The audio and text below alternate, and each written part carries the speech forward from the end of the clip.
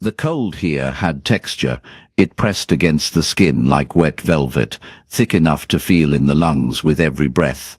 Leander stood at the northern window of his throne room, a silent observer to the frost crawling across the glass in patterns that never repeated. For 300 years, the castle had breathed around him, stone settling, wind threading through cracks, but his hearing was tuned to a different frequency. Beneath the scuttle of mice and the rustle of library pages, there was a persistent rhythmic sound that defied the silence. It was the sound of Crispin's teeth chattering, a metronome of suffering that had echoed through these halls for 63 years, proving that even a king's power has limits. The cold had texture here. It pressed against the skin like wet velvet, thick enough to feel in the lungs with every breath. Leander stood at the northern window of his throne room, watching frost crawl across the glass in patterns that never repeated, never changed. 300 years of watching ice form. 300 years of stillness. The castle breathed around him, stone settling, wind threading through cracks that had been there since before his transformation. His hearing caught everything: the scuttle of mice in the walls 4 floors down, the drip of melting snow in the eastern courtyard, the rustle of pages as Elder Thorn read in the library. And beneath it all, that sound, that persistent rhythmic sound that never ceased. Crispin's teeth chattering. Leander closed his eyes. The boy's shivering had become the metronome of the castle's existence. 63 years of it. 63 years since the curse had wrapped itself around his son's small body and turned his blood to slush. The physicians had tried everything. Heated stones, spelled blankets, potions that steamed when they touched his lips. Nothing worked. The cold came from inside, they said. From the marrow, from the soul. My lord. Seraphina's voice cut through the silence like a blade through silk. She moved without sound, as all their kind did, but he always knew when she approached. She carried the scent of old parchment and dried lavender. The night nannies report another failed attempt. The boy refused the warmed blood again. He cannot taste it. Leander didn't turn from the window. Everything is ash to him now. Perhaps if you visited. No. The word hung between them. Seraphina's reflection appeared in the frost-covered glass beside his own. Her face held that expression she wore when she thought him cruel. She didn't understand. Couldn't understand. Every time he looked at Crispin, he saw the moment of the curse, saw his own hand reaching too late, heard his own voice screaming a warning that came half a second after the spell struck. The new maid's daughter, Seraphina said, her tone shifting to something sharper, has been seen near the boy's chambers. Marcella's child. Ordalia. She brings him things. Trinkets. Stories. Seraphina's lips thinned. It's inappropriate. A human child, unsupervised with. She's harmless. She's human. And humans are fragile, brother. One moment of lost control from Crispin. Crispin hasn't fed from a living source in 60 years. Leander finally turned, meeting his sister's pale eyes. He can barely swallow what we bring him. The girl is in no danger. But Seraphina's words planted themselves in his mind, like seeds in frozen ground.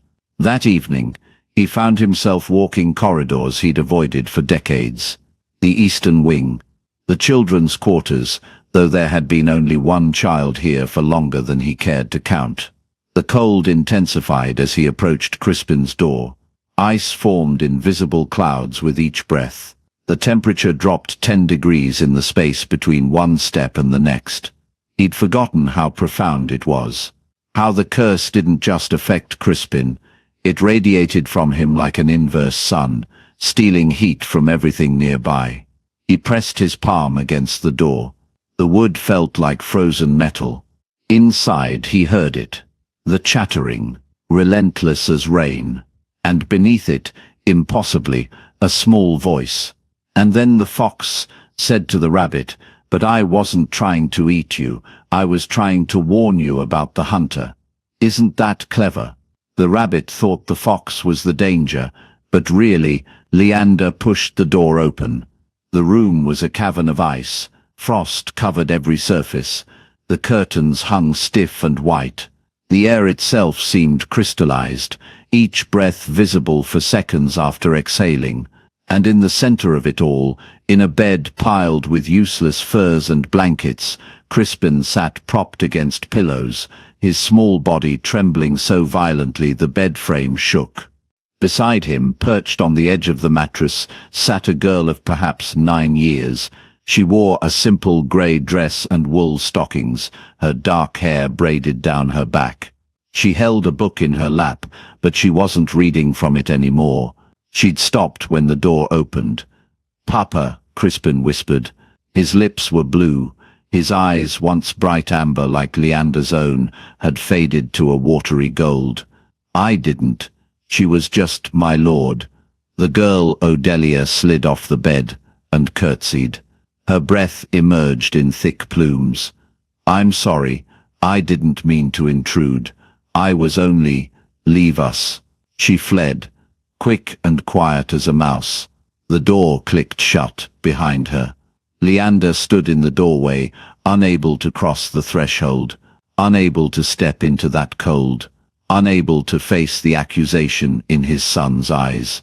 "She tells good stories," Crispin said. His voice shook with the tremors that racked his body. "Better than the nannies. They only talk about blood and hunting. She talks about warm things. Summer, fire, the sun. You shouldn't encourage her visits." "Why not?" Something flickered in Crispin's expression. Defiance, perhaps, or just desperate loneliness. "She's the only one who doesn't look at me like I'm already dead." The word struck like a physical blow. Leander stepped back, retreating into the warmer corridor. "I'll speak to her mother." He didn't. Instead, he found himself 3 nights later in the security room, a modern addition to the ancient castle, banks of monitors showing every corridor, every room. Elder Thorne had insisted on them. "Even immortals need to see their blind spots," he'd said. Leander scrolled through the feeds until he found Crispin's room. The timestamp read 2:47 a.m. The boy should have been alone, the night nannies having finished their useless ministrations hours ago, but he wasn't alone. Odelia was there. She'd pulled one of the heavy furs from the bed and wrapped it around herself. She sat on the floor beside Crispin's bed, her back against the frame, her eyes closed. Sleeping. And Crispin, Leander leaned closer to the screen. Crispin's hand dangled over the edge of the bed, his fingers resting against the crown of Odelia's head. And for the first time in 63 years, his body was still. Completely, utterly still. No tremors, no shaking, no chattering teeth. The boy was sleeping peacefully. Leander watched the feed for 17 minutes. Neither of them moved. The thermal overlay on the monitor showed something impossible, a gradient of warmth spreading from where Odelia's head touched Crispin's hand, creeping up his arm, pooling in his chest. She was warming him. Somehow, this human child was doing what 63 years of magic couldn't accomplish. He was in the corridor outside Crispin's room before he'd consciously decided to move. Dawn approached. He could feel it in his bones, that warning tingle that sent all his kind seeking darkness. But he pushed open the door anyway. The cold hit him like a wall, but it was different now. Less absolute, less consuming. Odelia still slept on the floor, her small body curled beneath the fur. Crispin's hand rested in her hair, his face peaceful in sleep. The ice on the windows had retreated slightly. The frost on the walls looked thinner. One of the night nannies materialized in the doorway behind him. "My lord, shall I wake the human child? She shouldn't be..." "No." Leander's voice came out rougher than intended. "Let them sleep." He stood there until the sun threatened the horizon, watching his son breathe without pain, for the first time in 6 decades, watching a human child give freely what all their power couldn't provide. And he understood, with the cold certainty of the immortal, that everything was about to change.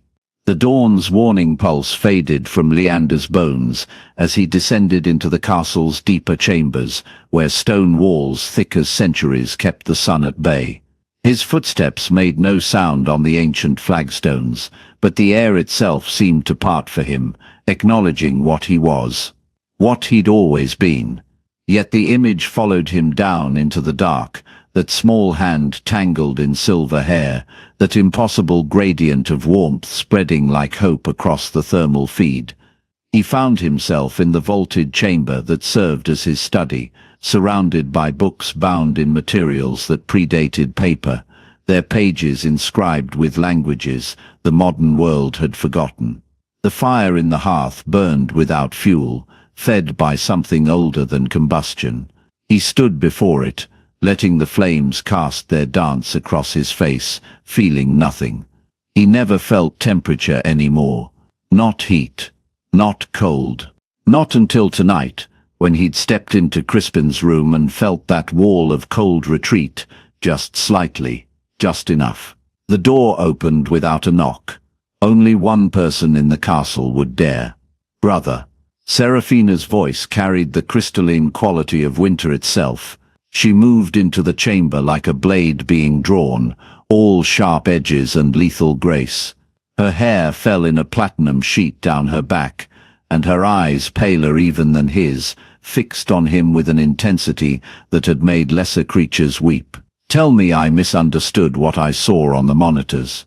Leander didn't turn from the fire. Then you'd be asking me to lie. A human child, in Crispin's chamber, touching him. Each word fell like an accusation. Have you lost your mind along with your judgment? She stopped the tremors. He kept his voice level, factual. 63 years, Serafina.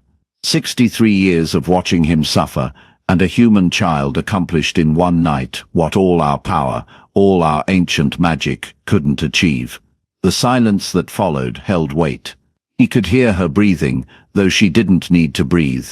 An old habit, a vestige of humanity they'd both long since shed. When she spoke again, her voice had dropped to something dangerous. You watched the feed, you saw her warming him, and you left her there. I did. Do you understand what you've done?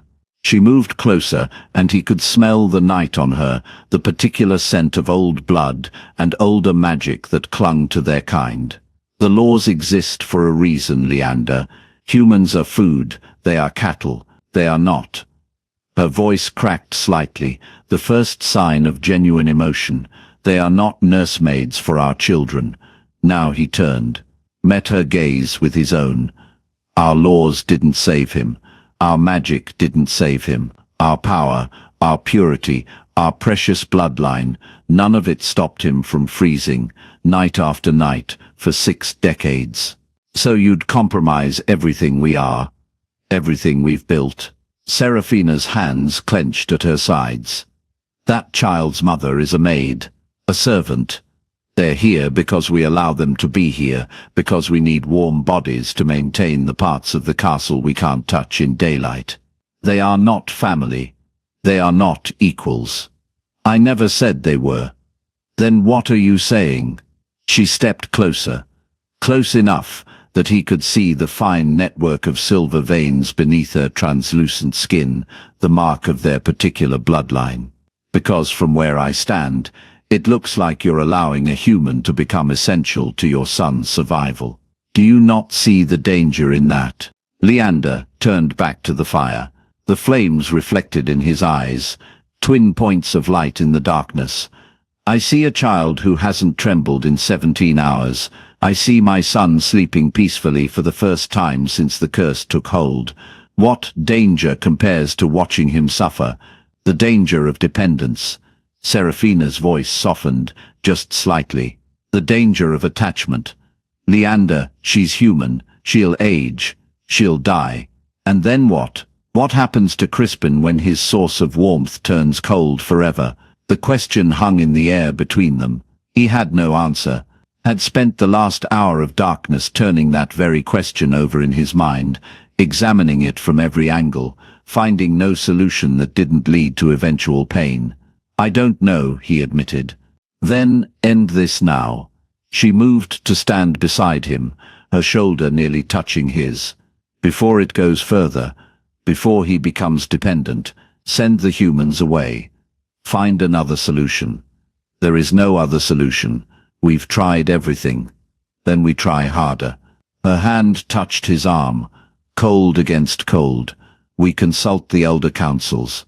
We search the old texts again. We find a way that doesn't involve binding our heir to a creature that will be dust before he reaches his second century." Leander pulled away from her touch. The elder councils had no answers 63 years ago. The old texts have been read and reread until the pages crack. There is no magical solution, Serafina. I've accepted that. Perhaps it's time you did the same. I will never accept human intervention in vampire affairs. The softness vanished from her voice. And neither will the Coven. You know this. The moment they learn what you've allowed, the Coven answers to me. The Coven follows tradition, law, the old ways. Serafina moved around to face him directly, forcing him to meet her eyes. You are king because the bloodline runs pure in you, because you uphold what we are. But if you start making exceptions, if you start allowing humans to become necessary rather than simply useful, they will question. They will doubt. And doubt, brother, is how kings fall. The fire crackled. Somewhere deep in the castle, he could hear water dripping, that eternal sound of stone and time. His enhanced senses picked up the flutter of bat wings in the upper towers, the scurrying of rats in the walls, the steady breathing of humans in the servants' quarters. And further away, in the north wing, 2 heartbeats, one rapid and light, one slower, steadier than it had been in decades. Let them question, he said quietly. Serafina's eyes widened. You can't mean that. I mean that I'm tired, Serafina. Tired of watching my son suffer. Tired of empty promises and failed remedies. If a human child can give him peace, then I will not take that away. Not for tradition, not for law, not for the Coven's comfort. You'll tear us apart. Her voice held something he rarely heard from her, fear. You'll divide the castle. There are already those who whisper that the curse is punishment, that Crispin's condition is a sign of weakness in the bloodline. If you elevate a human to the position of healer, of necessary companion, you'll give those whispers weight. Then let them whisper. He turned away from the fire, moved toward the door. I'm going to check on my son. Leander, this conversation is over. No.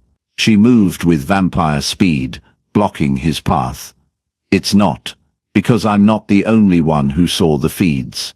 Marcella, the child's mother, she was in the monitoring room when I arrived. She saw her daughter sleeping on Crispin's floor. Something cold that had nothing to do with temperature settled in Leander's chest. And she was terrified, begging me not to hurt the girl, saying she'd fallen asleep by accident, that it wouldn't happen again. Serafina's expression shifted, became almost pitying. That's what we are to them, brother. We are the monsters they fear. We are the reason that woman's hands shook so badly she could barely operate the door panel. You can pretend all you want that this arrangement is somehow mutual, somehow beneficial to both parties, but the truth is written in every racing heartbeat, every nervous glance. They are prey. We are predators, and no amount of peaceful coexistence changes that fundamental reality.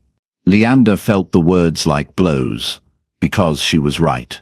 He'd seen it himself countless times, the way the human servants flinched when he passed, the way they kept their eyes down, their movements careful and small, the way Marcella had looked at him that first night when he'd asked about her daughter, not with trust, with resignation.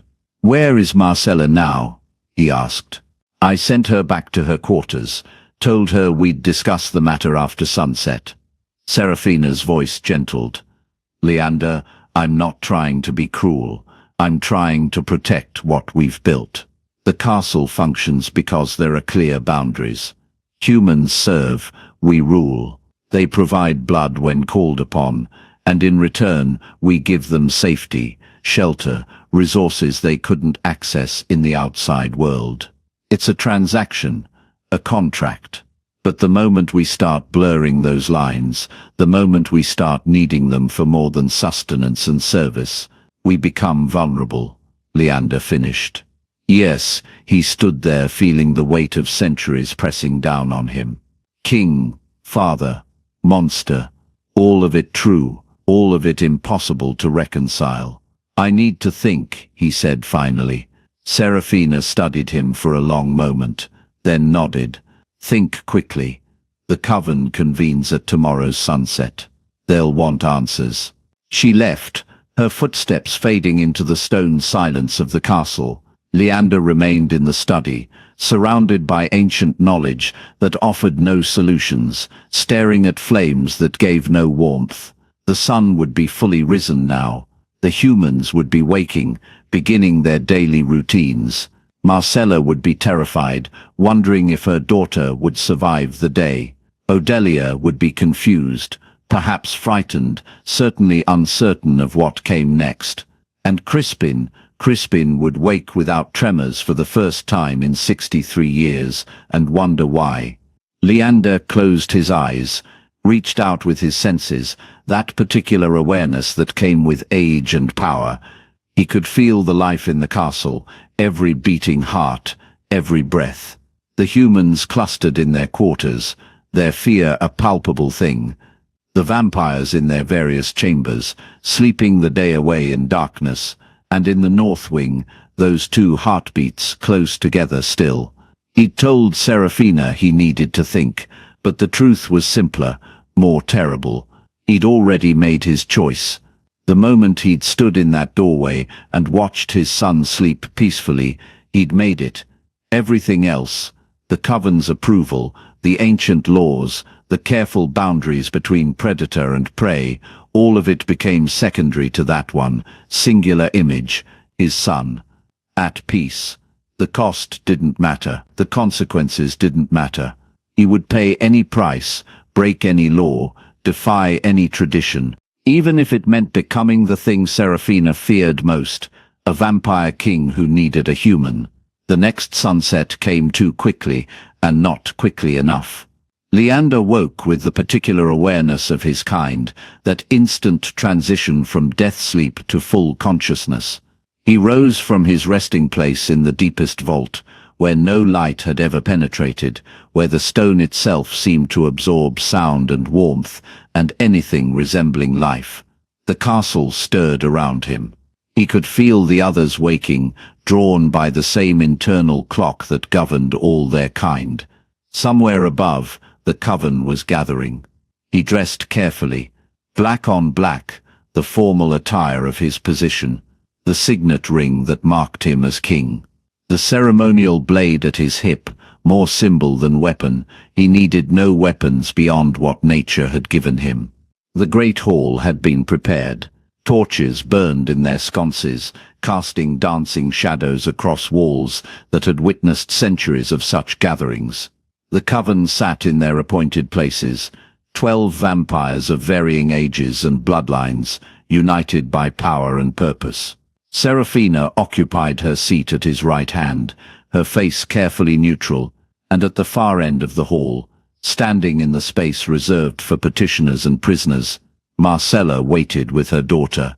Leander took his seat on the throne, carved from a single piece of obsidian, cold and black and absolute. From this vantage, he could see everything. The coven's expectant faces, Serafina's controlled tension, and the two humans, so small and fragile in this chamber of immortals. Marcella kept her eyes down, one hand resting protectively on Odelia's shoulder. But the child looked directly at him. No fear in those dark eyes, just curiosity and something else, something that might have been recognition. Elder Thorn rose first, his ancient frame moving with surprising grace. He'd been old when Leander was born, and time had only added to his gravitas. "We are called to address a breach of protocol," he began, his voice carrying easily through the hall. "A human child found in intimate contact with the heir. Lady Seraphina has presented the evidence. The king will now speak." All eyes turned to Leander. He could feel the weight of their attention, the mixture of curiosity and concern, and in some cases barely concealed disapproval. He stood. "The child stopped my son's tremors. She provided warmth where our magic failed. This is fact, not interpretation." Murmurs rippled through the coven. Elder Thorn raised a hand for silence. "The question is not whether it occurred, but whether it should be allowed to continue. My lord, surely you see the complications. I see my son sleeping peacefully for the first time in 6 decades. At what cost?" This from Seraphina, her voice sharp.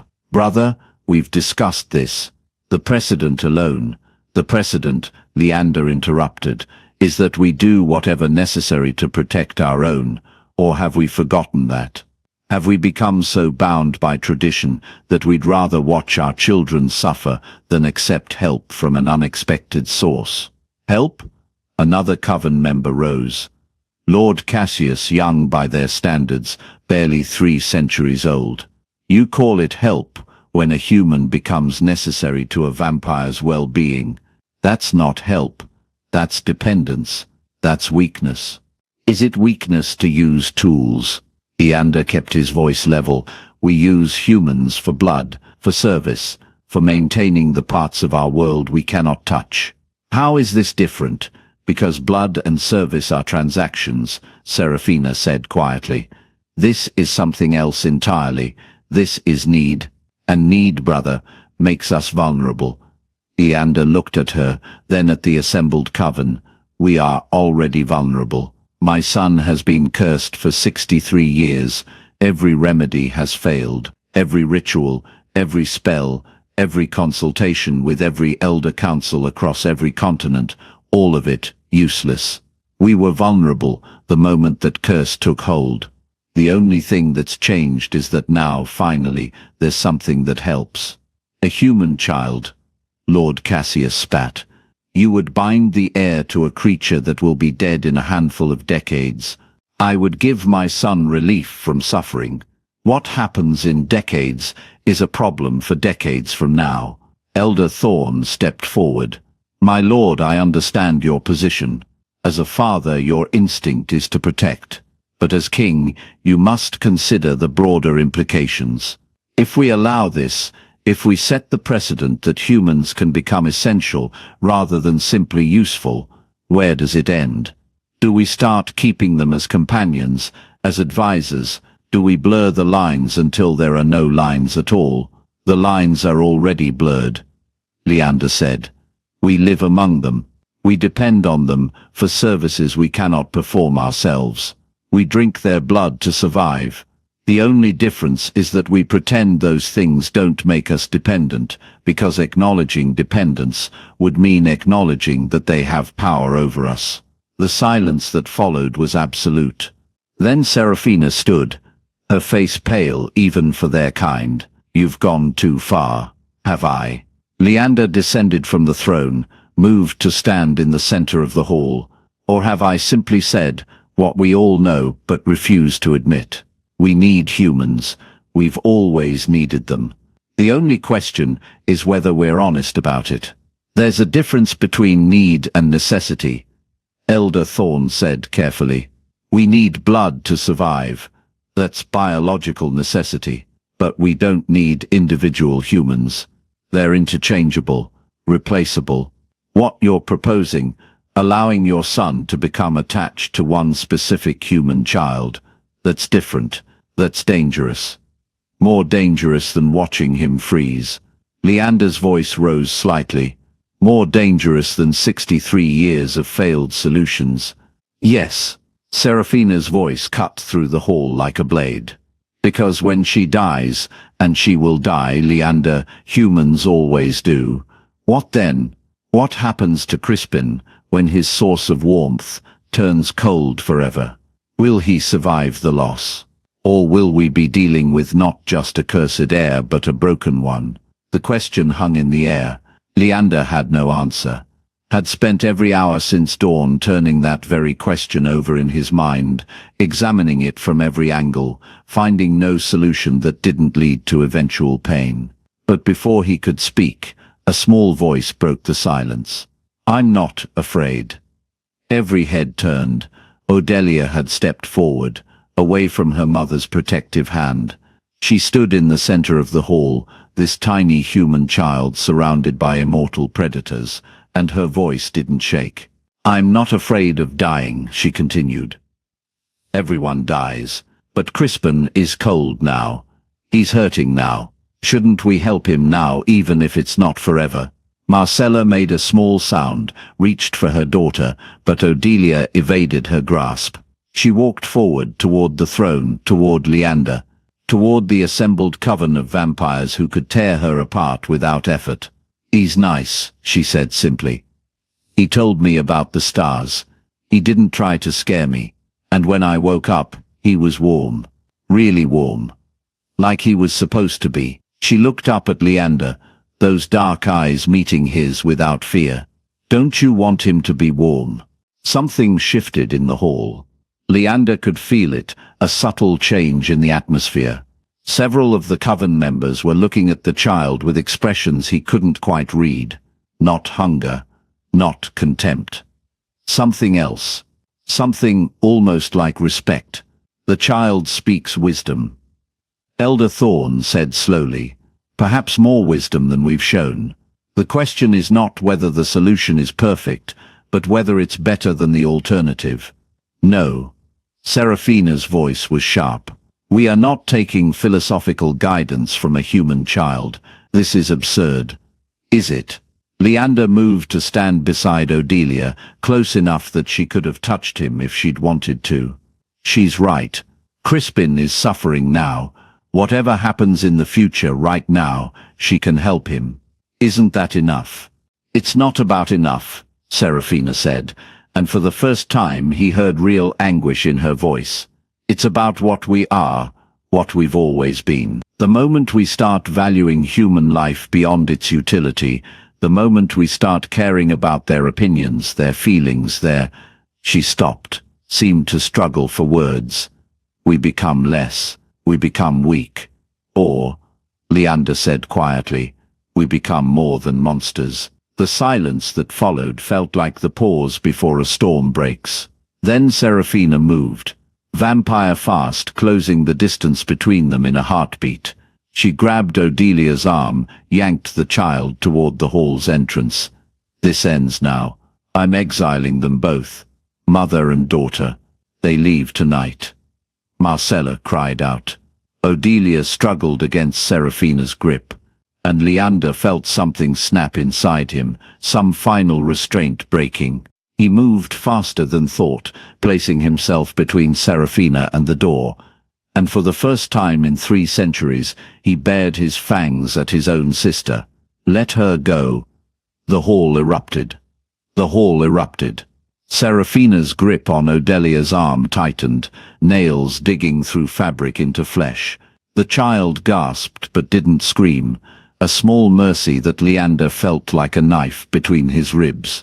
Around them the assembled vampires scattered, some pressing against walls, others moving toward exits.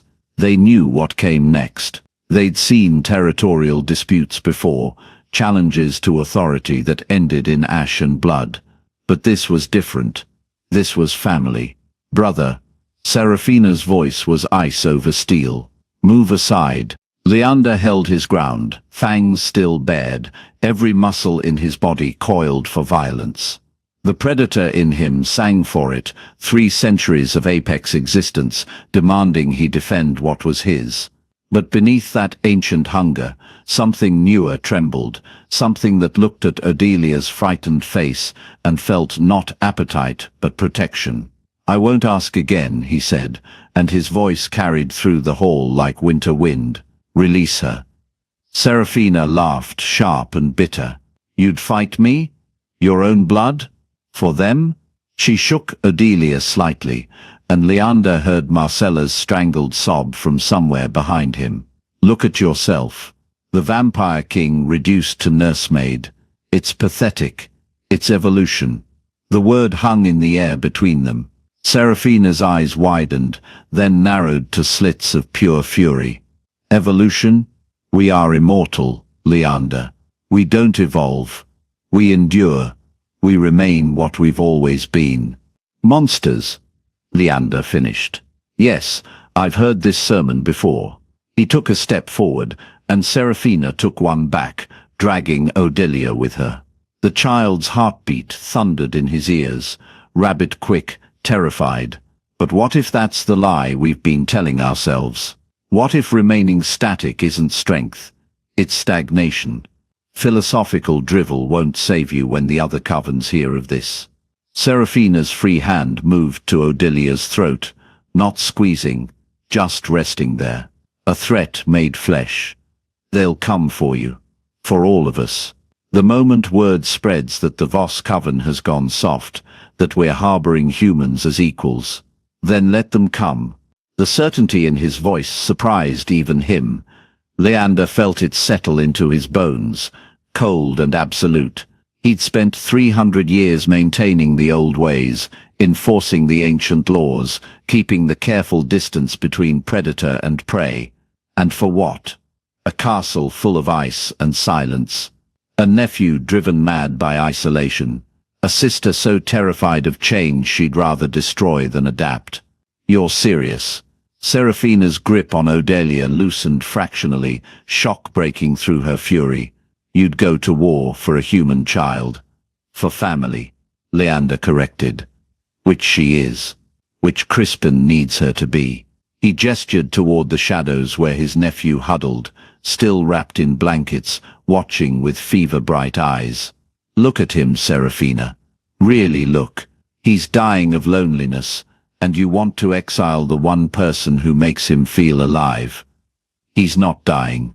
He is. Leander's voice cracked, and he didn't try to hide it. Maybe not his body, but his mind, his spirit, whatever makes him Crispin, instead of just another monster that's dying. And I won't let it happen. Not anymore. Seraphina stared at him for a long moment. Then, slowly, she released Odelia.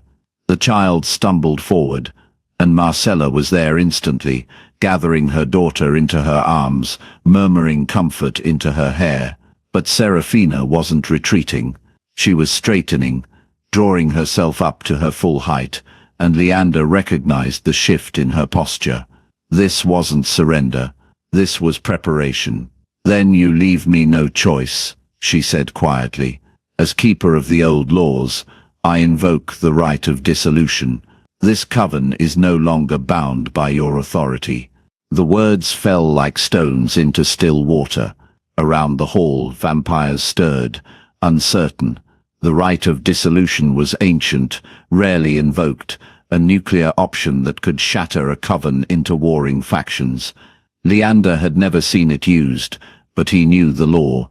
If Seraphina could prove he'd violated the core tenets of vampire society, she could legally strip him of his crown. On what grounds, he asked, though he already knew. Corruption of the bloodline, elevation of prey to family status, abandonment of the sacred distance. Seraphina's voice rang clear and cold. You've broken every law that keeps us separate, Leander. Every protection that ensures our survival. And for what? A child's smile, a nephew's comfort. She shook her head. I won't watch you destroy us for sentiment. Leander felt the weight of 300 years pressing down on him. The laws Seraphina cited weren't arbitrary cruelty. They'd been forged in centuries of survival, lessons learned in blood and ash. Vampires who got too close to humans ended up hunted, destroyed by mobs or betrayed by those they'd trusted. The sacred distance wasn't just tradition, it was armor, but armor could become a prison. He walked slowly to the massive fireplace that dominated the hall's eastern wall. The flames there burned year-round, fed by servants, never allowed to die. Above the mantel hung the Codex of Ice, the ancient tome that contained every law, every edict, every rule that governed vampire society. It was bound in white leather, clasped in silver, and supposedly written in the blood of the first ones. Leander reached up and lifted it from its hooks. The gasps around the hall were audible. Even Serafina took an involuntary step back. "What are you doing?" "Choosing," Leander said simply. He felt the book's weight in his hands, centuries of accumulated wisdom and fear. "You're right, Serafina. These laws have kept us safe. They've kept us separate, distinct, pure." He turned to face her, holding the Codex against his chest. "They've also kept us frozen, unable to change, unable to grow, unable to be anything except what we were at the moment of our turning. That's what immortality means. No." His voice was gentle now, almost sad. "That's what death means. True death. Not of the body, but of the soul." He looked down at the Codex, at its pristine white cover unmarked by time. "Crispin taught me that. A child who should have been a monster, but instead became something new. Something better. Because someone showed him warmth." He turned back to the fireplace. The flames leaped and crackled. "Hungry. Brother, don't." Leander threw the Codex into the fire. The effect was instantaneous and visceral. The book hit the flames and erupted, not burning but detonating, white fire shooting up the chimney in a column of searing light. The magical frost that had clung to the hall's windows for centuries began to weep, melting in rivulets that caught the firelight like tears. The temperature in the room shifted, the eternal chill that had defined the castle lifting, replaced by something that felt almost like spring. Serafina screamed, a sound of pure anguish that had nothing to do with physical pain. She lunged forward as if to reach into the flames, but Leander caught her, held her back as she struggled. "It's done," he said into her ear. "The old laws are ash. We write new ones now. You've killed us." She was weeping, he realized. Actual tears, something he hadn't seen from her in 2 centuries. "You've killed us all." "No." He released her, let her stumble back. "I've given us a chance to live." The fire was already dying down, the Codex consumed. Where it had been, only white ash remained, swirling in the updraft. Leander turned to face the assembled vampires, all of them staring at him with expressions ranging from horror to wonder. "New law," he said, and his voice carried to every corner of the hall. "Humans within these walls are protected. They are not prey. They are not servants. They are people, and they will be treated as such." He gestured to Marcella and Adelia, still huddled together. "Anyone who harms them answers to me. Anyone who drives them away answers to me. This is not negotiable." Silence. Then, from the shadows, Crispin spoke. His voice was weak but clear. "Thank you, Uncle." Those 2 words seemed to break the spell. Around the hall, vampires began to move again, to whisper, to exchange glances. Some looked angry, others looked thoughtful. A few, and this surprised Leander most, looked relieved, as if they'd been waiting for someone to break the ancient chains. Serafina stood alone in the center of the hall, tears still tracking down her pale cheeks. "I can't stay here," she said finally. "Not like this. Not watching everything we were turned to dust." "I know." Leander felt the loss like a physical wound, but he didn't try to stop her. "You're always welcome back, when you're ready." She laughed, bitter and broken.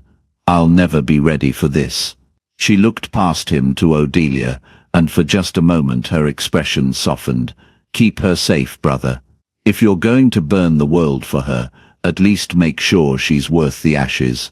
Then she was gone, moving vampire fast toward the doors, disappearing into the night beyond. Leander watched her go, and felt the weight of command settle more heavily on his shoulders. He'd made his choice. Now came the consequences. But when he turned back to the hall, he found Odelia watching him with those two old eyes. She pulled away from her mother and walked to him, small and fearless. When she reached him, she took his hand, the same hand that had just consigned centuries of tradition to flame. "The frost is melting," she said, pointing to the windows where water ran in clear streams. "Yes," Leander agreed. "Does that mean spring is coming?" He looked down at her, at Crispin emerging slowly from his shadows, at Marcella watching them both with cautious hope. Outside, the eternal winter that had gripped the castle grounds was breaking, ice cracking, snow beginning to slide from the eaves in wet, heavy sheets. "Yes," he said again, and this time he meant it. "I think it is." The fire in the hearth burned warm and steady, and for the first time in 300 years, Leander Voss felt something other than cold.